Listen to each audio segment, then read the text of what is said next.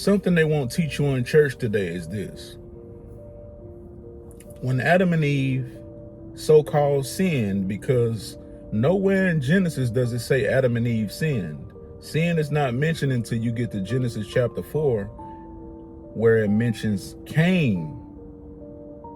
You know, where Cain is about to kill Abel, and it says sin is crouching at the door of your heart. That's the first time that sin is mentioned. But anyway, there is no need for Jesus to die for the sins of humanity. And I'm going to tell you why. The concept of humanity inheriting sin through Adam was introduced through Paul in the book of Romans. In Genesis, the focal point is on Adam and Eve, because Adam and Eve did disobey God. God punished them. They received the punishment.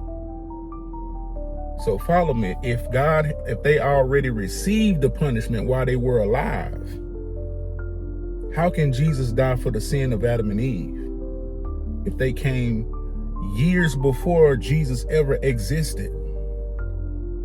Right? So they already received the punishment for what they did.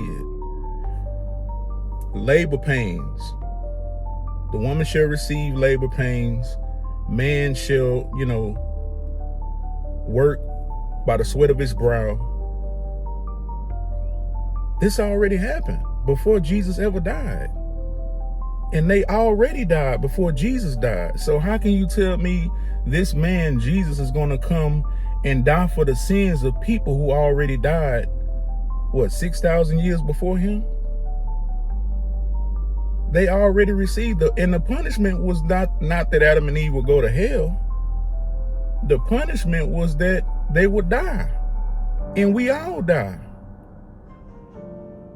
So in order for you to die for my sins, you would have to save me from death.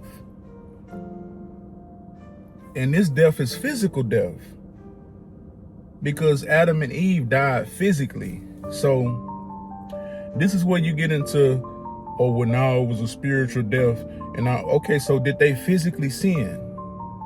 Did they do something physically that required a physical punishment? Because there is no mention of a spiritual punishment in the book of Genesis.